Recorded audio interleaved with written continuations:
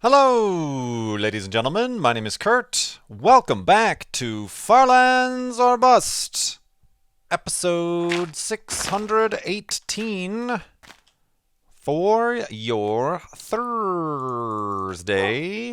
What day is it? Thursday, October 27th, 2016, as we are going to continue on in a westward direction of travel in Minecraft Beta 1.7.3 here, and continue raising money for Child's Play charity over at farlandsorbust.com, up to $42,256.24. I did see, however, somebody very specifically donated an amount to make it 2424242. I saw that, however, before I started recording this episode. It has changed since, so now we are 4225624. Not quite the same tempo to it, but I saw that, whoever you were. I saw it. I synced it!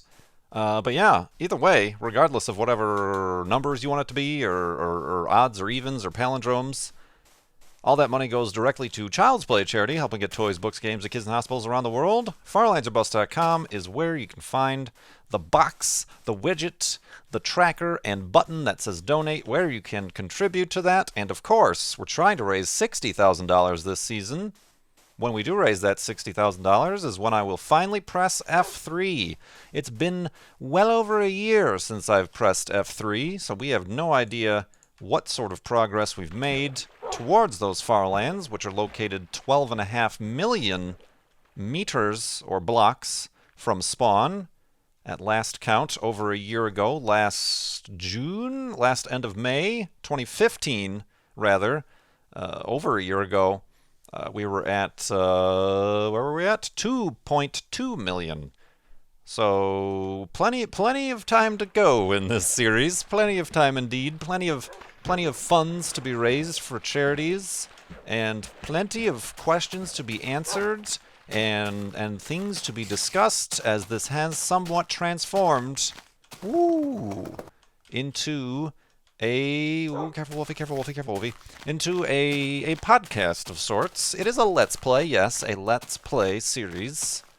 But it is now much more than just the game it exists within. Of course, it is very dependent on the journey, and things often do come up, and I am still playing the game. This is no just automated program that plays the game. I am holding down the W key, hopping around these little islands, little, what's the word I'm looking for? Obstacles, if you will, the terrain. Still playing the game of Minecraft exactly as it was intended, at least exactly as it was intended back when this version came out in September 2011, I think, no, July. I think it was July 2011 is when Minecraft Beta 1.7.3 came out, and then once 1.8 was released, the Farlands were removed, so we were removed. We removed ourselves from those updates and have just now been playing in Beta 1.7.3. And it's quite a nice place to be, if I do say so, and I do. As we continue walking here, you know, sometimes there's a golden apple. Sometimes there's a golden apple in a chest that has like a 0.8% chance of spawning. We found one. Over 618 episodes, we found one golden apple in a spawner chest. Went to the nether once. Don't really plan on going back again. Somebody in the last episode did, as I often get, why don't you just take the nether? It goes, they got it wrong. They said it took 5 times faster. It's actually 8 times faster. For every 1 block you travel in the nether, it actually equals 8 blocks in the overworld. Careful there, don't break my boat. Don't rock the boat. Don't rock the boat, Squiddy. So yeah, it's actually 8. So yeah, faster, theoretically, but certainly more boring. The nether, honestly, the nether in this version of the game is actually quite interesting and dangerous. More dangerous and interesting than current versions of the game. But boring, very samey, dangerous Don't want to die. Never died. Never died. In 618 episodes, plus the FLoBathons, the live stream marathons we've held, never died. Never needed to respawn ever. Although we are sleeping every night, just in case. We don't want to get sent all the way back to 0-0. It's dangerous, and also we wouldn't be able to bring Wolfie with us in this version of the game. The NPC mods do not go through portals, so we want to keep Wolfie around, and it's certainly much more interesting, gorgeous. It's very beautiful up here on the overworld, and really, that's what it's become about, is more of the exploration than, say, trying to get there as fast as we possibly can. Exploration, raising money for charity, having a little chat between Farlanders here. So I very much appreciate the continued support, and we're obviously doing something at least halfway okay. If pretty much every episode we've got some new folks in the viewership asking questions, comments and questions about the jitteriness. Somebody actually, did they donate?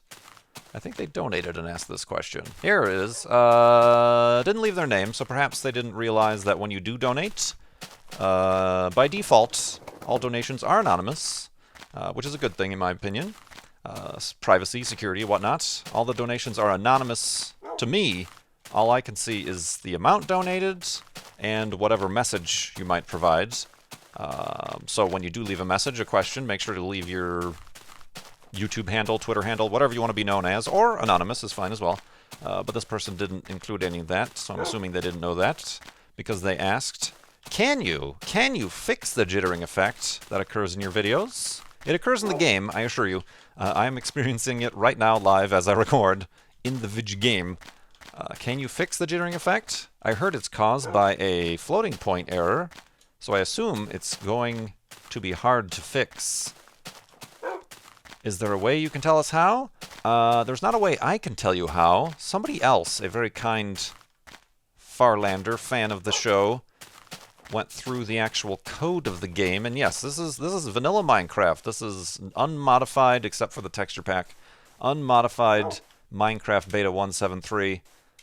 So there is a floating point offset rounding error, and that basically means your coordinates, as the numbers get bigger, as your coordinate numbers get bigger, as you heard, we were at 2.2 million, as opposed to back when we were like at XZ600 or something like that. As that number gets bigger and bigger, the point, the decimal point in the data that holds that number needs to allow for another whole number, obviously. If you ever looked at F3, I'm not going to press F3 right now because I don't do that till we raise the total funds for the charity. But if you ever press F3 in Minecraft, you notice that you get a whole number and then like a really big decimal point. That decimal point gives you more precision as to where you are within a certain block, because each block is one whole number. As that number gets bigger and bigger, got to make room for more of those decimal points, so the decimal point floats over one. This is not exactly true because it's actually held, the floating point happens in binary as opposed to in the numerical order that it actually looks when you're looking at F3. But that's beside the point. That makes it complicated. So yeah, every time that point floats over, it gets less and less precise with the number, your coordinates. And the game doesn't, well, the game knows where you are, but it doesn't precisely know where to put you. So that's why we've been walking west. We've been walking west. The jitteriness and the offset is most apparent in that. See, the block selection is way off. That's where our number is largest, so that's where the float is largest, as opposed to in the other north-south coordinates, it's pretty much rock solid on. Rock solid, man, because we haven't really wandered too much north or south. But let's check. Speaking of those golden apples, that would be pretty funny. Oh, that would be pretty funny if we found another one, but we didn't. And then let's actually use this bread to get that last heart back. And we can get out of here. Thank you very much, Zombie Spawner. Haven't run into one of you guys in a while. Actually, we found that one that was in the side of the mountain. That was kind of interesting, but always good to run into these things. Let's carry on, Wolfie.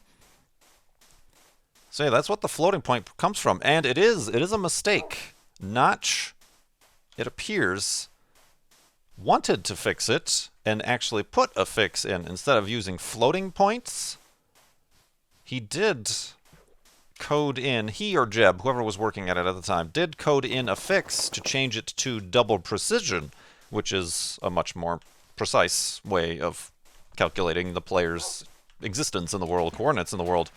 However, didn't remember to remove the references to floating point, so it actually just continued to use the floating point, even though there was like a fix. They tried to fix it in this version of the game. It didn't get fixed because they still left the floating point coordinates.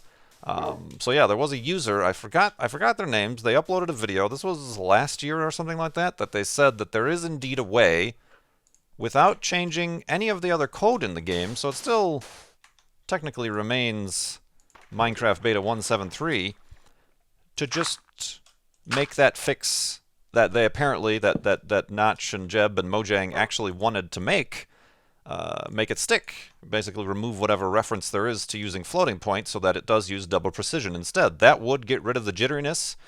He described how it got rid of the jitteriness. That is a different problem than the Farlands themselves. Let's go to sleep so we don't run into any nighttime problems here.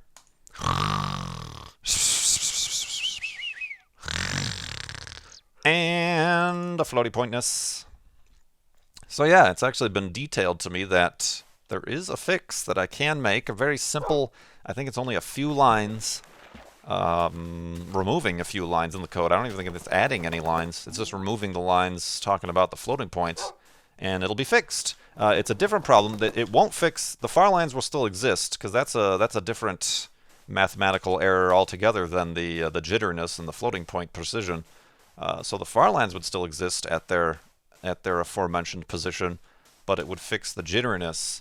And I thanked that person very much, and maybe we might have to do that eventually. But right now, I don't think for myself, for some people it is, and I apologize, but for myself, definitely, it's not enough of a problem that it's causing the gameplay to be a problem, my experience to be a problem. Some people say they can't watch the videos because of it, and I do apologize, but I think it's actually a very nice visual quirk that makes this series interesting and physically, visually proves that we are indeed on this journey that is slowly breaking asunder the underlying code of the game. It's going to be another couple years before we round out the next decimal point, at which point the jitteriness is actually going to double instantly. It's going to double.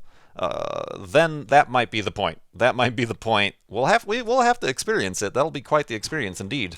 But that might be the point at which we have to maybe go back and address that issue. But not really going to worry about it until we get there. It also does really, really neat things like the entities. I'm sure if you look up Farlands on the Minecraft wiki, it shows you a much more extreme rendition of this. The entities and Wolfie are all locked to the coordinates that I am, but the world underneath it jitters like crazy. So yeah, these blocks aren't jittering.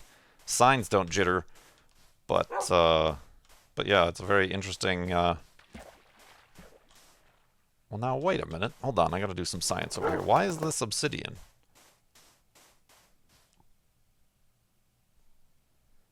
This is a puzzle, because clearly obsidian only is made with water, but I'm not seeing any cobblestone. There must have been a water source over here at some point in the distant past. No, this place just got generated. Careful, Mr. Sheepman. This is hot business we've got going on over here. Unless this was water and it became smooth stone when it... Don't you dare even think of pushing me in there. That's right. I saw you. I seen it. Huh. Well, that was interesting. Let me know what you think happened there. I don't think I've ever seen that. I mean, I've seen, natural cobblestone generators and things, or lava that's been touched by water, but never evidence that lava has been touched by water, but then no water. That's a new one. But yeah, thank you very much for that, for taking the time to donate to Child's Play charity in order to ask that question. We normally get that question a lot in the video comments. Whoa, came out of nowhere for that kill. And hopefully that kind of explained it for you. I could honestly, every single episode, just keep explaining everything we've ever done and all the little crazy jitteriness and idiosyncrasies of the Far Lands of Bust world. And every single time we'll have a new viewer who gets newly informed to these things. So I try not to do it too frequently, but it's a nice little refresher for myself to get the script right and try to understand things. I fully don't understand it, to be honest with you. For the longest time, I had no idea that it was dealing with the binary aspects of the coordinates as opposed to the literal coordinates in the games is where the floating point comes from. But we learned all about that when we passed the last threshold, which was just, it was probably over a year and a half ago when we did. Well, now this I think I understand. The snow updated the block next to the reeds. Oh no, the ice froze. I see, the water froze, and therefore reeds need water to exist. And when the adjacent block of water froze, yeah, like once I break this, now I can place this. Yep. Go on existing! Careful, Wolfie, don't get trapped under the ice. Yeah, once the water froze. Look at all this crazy Minecraft science we're doing. We could probably sit there and wait for it to freeze again and watch it pop off. Pop off! Pop! I dare you. Oop, there was a new piece of ice. You can do it! Oh, there's another. Oh, another. It's spreading! It's spreading! What you gonna do? When's it gonna happen? I'm really interested in doing this. See, I tell you, it's not... I say, I doth declare, it is not at all... Okay, up. Yeah, let's watch together, Wolfie. It's not at all about getting there as fast as possible if we can watch goofy stuff like this happen. Hey! There it happened. Whoop, and then we've fallen in. Science, Wolfie! Science! See, Wolfie likes science. Nothing else? We've had a lot of science to do with Wolfie as well, and your infrequent disappearals. Disappearals? Did I just invent a new word? Disappearances? There we go, that's the word I was looking for. Alright, we watched it happen, so let's get on with it. Indeed. Speaking of questions, let's actually get right back into them. We had quite a few very good donations. I do very much appreciate you heeded my call for donations and questions so that we don't run out of things to talk about here in Far Lands or Bust. The one question that was remaining that I was... Oh, I'm sorry! Oh, that sheep is dead. You're dead now, my friend. Yep. Sorry. I meant to shear you, not punch you. The one question that I did have left over from the last episode was from Peter and Cat. Peter and Cat asked... Yoink. I think we could do for a little bit more of that. ASMR, Autonomous Sensory Meridian Response. Videos have been extremely popular on YouTube in recent times. I've heard about them for a while. I'm sure they were, maybe not to their popularity, but they were around back even when I started YouTube in recent times. Have you ever watched ASMR, videos? And if so, do you experience the so-called tinglies? I find the YouTube ASMR videos to be incredibly awkward and uncomfortable. As somebody who is pretty shy and sometimes socially awkward, to have somebody whispering in your ear, like right into your ear hole, and crinkling paper or doing weird stuff in the background, making the weird squishy noises with their lips and saliva. I find that to be incredibly disgusting and just unnerving. So no, I do not partake in the ASMR videos. However, music, wolf murder! Music, certain songs and music will indeed give me the response, the meridian response, which is the tinglies. It is very much goosebumps or something, but like in your skin, in your muscles, in your nerves. So yeah, I certainly can, and it's a very nice feeling. It's like this is cool. I know what particular songs, not off the top of my head, but I know what songs tend to give me that response or thoughts or whatever. But the actual like dedicated videos that exist on YouTube. No, thank you. Those give me the heebie-jeebies more so than the tingly-dinglies. So, yeah, no thank you. And this question has been asked before, and I think I probably had the same response, except I didn't get to say the word tingly-dinglies. So thank you very much, Peter and Kat, for that opportunity, and for the donation to Child's Play charity. Sergeant Soup, with a donation, asks, knowing you're somewhat of a coffee and space aficionado, how long do you think it will be before someone creates a line of space beans? You know what? I'm surprised there hasn't been already. There is already space beer. Beer that has been brewed with, I don't know which particular crop, probably wheat, with seeds of wheat that were carried and germinated in space. There is space beer, and then there's also space whiskey. There is a space whiskey that has, it was like a partnership with, I don't know who it was, it's probably Johnny Walker or one of the big companies like that, where certain seeds were taken up to the space station, and from those seeds, usually, you know, you gotta read the fine, it's all marketing, this isn't like science or anything. I mean, there might be some science, but basically from whatever seeds were taken up into space, they then grew a bunch of additional wheat or seeds or, you know, whatever goes into it, or yeast even, that then, you know, it's like the next generation. It's not the literal items that were up in space, it's the next generation that were derived from those items that went into making the whiskey. And there might be a couple other things, and I'm actually, because of that, I'm surprised there hasn't been coffee beans, the coffee plant or something, you know, from space. Give it some time.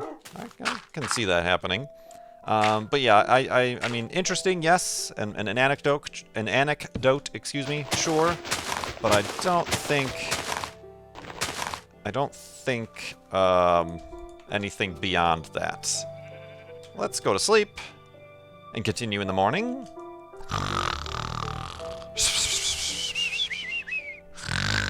And awakeness. And awakeness indeed. So yeah, I don't think that space beans of any variety, or the space beer, or the space whiskey is physically or chemically or even biologically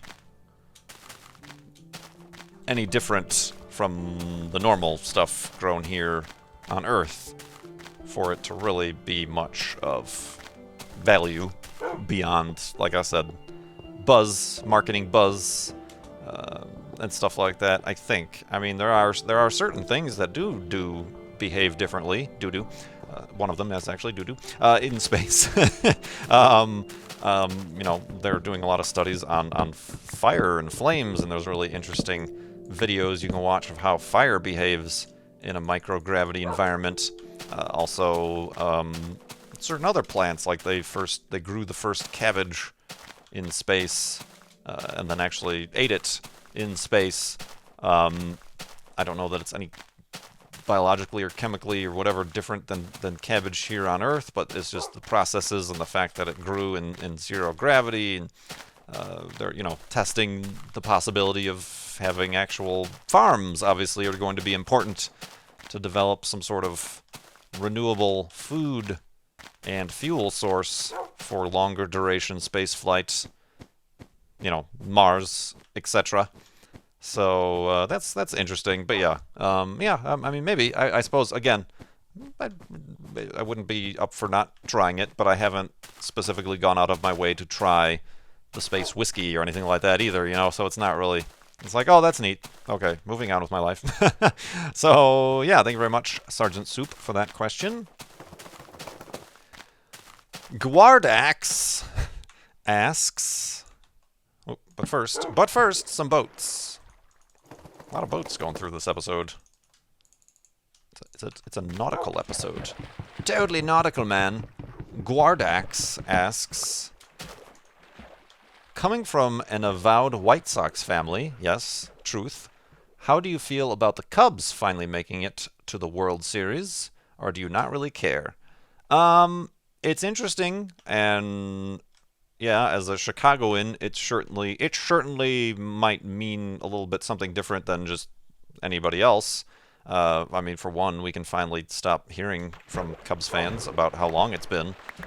Although, if they don't win the World Series, they will continue. So there's that aspect of it. But in general, I don't care too much. I mean, if the White Sox made it back to the World Series, yeah, I'd probably care a little bit about that and maybe even watch the games.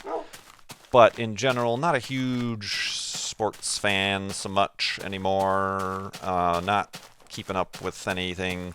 The players, the series is much ado about much anything. Sorry, I just had to do that. I just felt like these two bodies of water needed to be together. Is that a... That's a pig. That was a pink sheep. Almost had a little bit of a moment there. But yeah, it's oh, okay. It'll be interesting. It'll be interesting. That's definitely a spawner. No, it might not be. You know what? I don't see it. That's the rules. Them's the rules. I do not make them. Oh, I did make them, but them's the rules. So yeah, interesting. Interesting. Certainly good luck or whatever, just so we don't have to keep hearing about it every single year. But, yeah, I mean, okay, sure. Why not? Go for it. And for those of you who don't know or don't follow baseball, Chicago has two baseball teams, the Chicago White Sox, who recently won the World Series in 2005, which, good lord, that was actually over 10 years ago. What? But before that, they hadn't won it for, what was it, like 80-something years or something like that. Similarly, the Chicago Cubs from the north side haven't been to the World Series since the 50s or the 40s, and they haven't won since like 1911. So, yeah, it's kind of, they're supposedly cursed. Look at this. Look at this. This is a nice, simple little plains that has a really interesting cliff edge here to get up onto it. That's kind of a neat little landscape that we got here. So yeah, you know, that gives you a little bit of background, and of course, being you know, two teams to one city, there's a rivalry, even though they play in different divisions, I guess you can call them. They only ever meet once during the year, kind of as exhibition games, kind of. They still count, but there's the crosstown rivalry or whatever. But yeah, I mean, I'm kind of, after the game is over every night, I'm kind of checking to see who won or where it's at or where the series is at, but I'm not too interested. Not too interested at all. In the least. No. Let's see a question here from Jacob. Since you enjoy observing the stars, do you feel you have thus far missed out on all the stars and constellations only visible from the southern hemisphere? Yes. True. But I don't know that much about them. I just know about the melogenetic, I can never pronounce it, clouds. Those would be cool to see. They're kind of like small but nearby and naked eye visible galaxies that just happen to be in the sky all the time. Those would be neat to see. I don't know what other, you know, I've concentrated so much since I'm here on the what there is to see and find in the northern hemisphere with a telescope that I don't know what there would be to see and find in the southern hemisphere, aside from the few obvious ones like that. But then again, I think I might miss out, if that was the only thing I've seen, I might miss out on the northern hemisphere stuff, like the Orion Nebula, and I think it would be. Is Andromeda visible from the southern hemisphere? I don't know. I don't know what is and isn't visible from either side. Is the Orion Nebula might even be visible from the southern hemisphere. See, I don't know so much about it that I don't even know what they don't know, what they don't see. I don't know so much that I don't know what they don't know. Look at that Cuba sand. Cuba sand. It's from Cuba. That's legal now. Careful, Wolfie. Careful, Wolfie. Cactus. I said careful, Wolfie. Cactus. ran right into whatever it was that I didn't break. So yeah, I mean, that certainly would be on the list if I ever am able and lucky enough to visit the southern hemisphere to make some time to do some stargazing at whatever point I could of stars I've never gazed upon before. Jacob also asks, do you listen to podcasts? I've really come to like some recently pronunciate the words recently, and imagine you could enjoy quite a few of them as well. Jacob. Jacob, no, I don't really listen to podcasts at all. There are certainly some that I think I could get into, but I don't have the time to, being as... I could see if I was working back in web design, I certainly had more time to listen to music back then, but also that might be interesting. I would certainly be able to have kept up with podcasts back then. But, you know, I'm working right now, and I have to be listening to the game and listening to my own voice. And somebody dug a hidey hole here.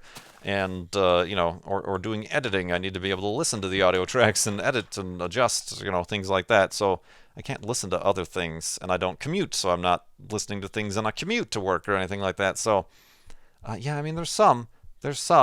I definitely would want to listen to Star Talk Radio. I would definitely want to listen to, there's one by Scroobius Pip. I think it's called Distraction Pieces, where he just goes around and interviews a bunch of like very interesting, you know, he knows a lot of music people. If you don't know who Scroobius Pip was a musician. Knows a lot of music people, but also just like interviews a bunch of like from different, you know, from famous actors and things like that to scientists to like there was an interesting one, it was like a mortician or something like that he was interviewing and talking to. That one really seems interesting. There's a comedy one I've recently been introduced to, My Brother and Me, which is by three brothers that have had I've had some. I haven't listened to an entire podcast of theirs, but I've had some clips shared with me, and that one does seem very funny and very enjoyable.